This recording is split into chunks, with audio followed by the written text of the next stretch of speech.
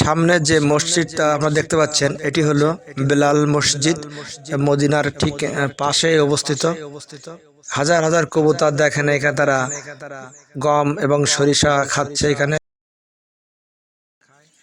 বহু মানুষ এদেরকে খাওয়াচ্ছে। যারা হজ করতে আসে, এক বাংলাদেশি ভাই আমাকে হাত ইশারা করে হ্যান্ডশেক করলো আমার সাথে, অনেক সুন্দর। তার বাড়ি হলো যশোর, অনেক সুন্দর। এখানে সে চাকরি করে একটা কিসের জন্য। এই বেলাল মসজিদের পাশ দিয়ে আপনাকে কিন্তু মদিনায় যাওয়ার অনেক সুন্দর একটা, বেলাল মসজিদের এই পাশ দিয়েই মদিনায় যাওয়ার অনেক সুন্দর। বেলাল মসজিদের এই বাট দিয়ে যদি আপনি যান তাহলে সোজা আপনি মদিনায় গিয়ে উঠতে পারবেন। যারা স্বর্ণের জিনিস কিনতে চান, আগের দিন বলছিলাম আমি অন্য একটা ভিডিওয়, এই মদিনায় এই যে বেলাল মসজিদের নিচেই কিন্তু বিশাল এক স্বর্ণের মার্কেট আছে। বেলাল মসজিদের পাশ দিয়ে আপনি সামনে যখন আকাশে থাকবেন দেখবেন আর একটা ফ্লাইওভারের নিচে কবুতর চক্কর।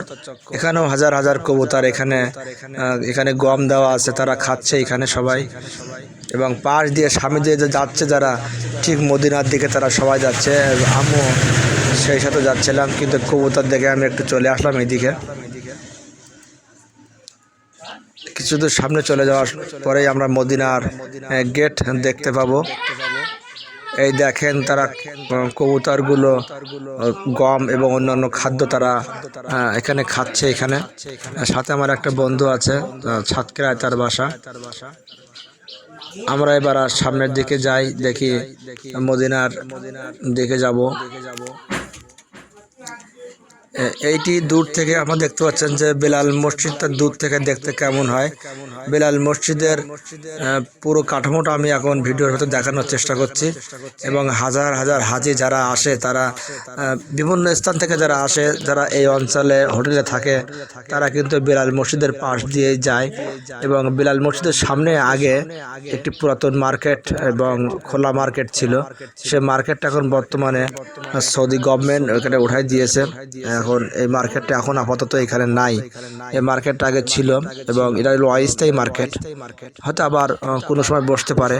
এই মার্কেটে প্রচুর পরিমাণে মালের দাম কম থাকে এবং যারা এখান থেকে ক্রয় এর আগে করছে তারা জানে যে এখানে মালের অনেক দাম এখানে কম পাওয়া যায়।